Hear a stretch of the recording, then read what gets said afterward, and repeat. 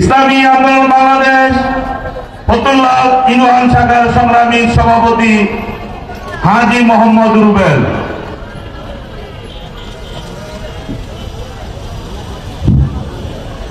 আসসালামু আলাইকুম ওয়া রাহমাতুল্লাহি ওয়া বারাকাতুহু। আলহামদুলিল্লাহ, ইসলামী আন্দোলন বাংলাদেশ নারায়ণগঞ্জ ৪ ফতুল্লাহ সদর আসনে নির্বাচন পরিচালনা কমিটির আজকে এই বৈঠক, আজকে আমাদের নির্বাচনী সভা। আলহামদুলিল্লাহ, উপস্থিত আছেন সম্মানিত সভাপতি, বিশেষ অতিথিবৃন্দ।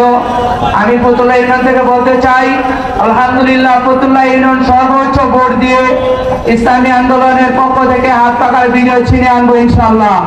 এজন্য আমাদের ফতুল্লাহ ইউনিয়নের যারা আছে আমরা সবাই তৃণমূলের কাজ চলতেছি ইনশাআল্লাহ। আমরা চাই ফতুল্লাহ থানার ভিতরে সর্বোচ্চ ভোট যেন আমরা ফতুল্লাহ ইউনিয়নে পেতে পারি, এই চিন্তায় ভাবনা নিয়ে আমরা কাজ করতেছি।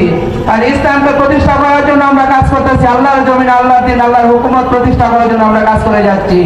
কোনো তন্ত্র মন্ত্র নয়। আগামী বাংলাদেশ হবে ইসলামের বাংলাদেশ, আগামী বাংলাদেশ হবে হাত পাকার বাংলাদেশ, আগামী বাংলাদেশ হবে সন্ত্রাস মুক্ত বাংলাদেশ, আগামী বাংলাদেশ হবে দর্শন মুক্ত বাংলাদেশ, আগামী বাংলাদেশ হবে চাঁদা মুক্ত বাংলাদেশ। কি বলেন? এই জন্য আমরা ইসলামের পক্ষে ধর্ম নির্বিশেষে সবাই ইসলামকে প্রতিষ্ঠা করার জন্য আমরা কাজ করে যাবো। রাজি আছি ইনশাআল্লাহ। আগামী বাংলাদেশ হাত পাকার বাংলাদেশ, আগামী বাংলাদেশ ন্যায় ইনসাফের বাংলাদেশ। আল্লাহ আলাইহি ওয়া সাল্লাম।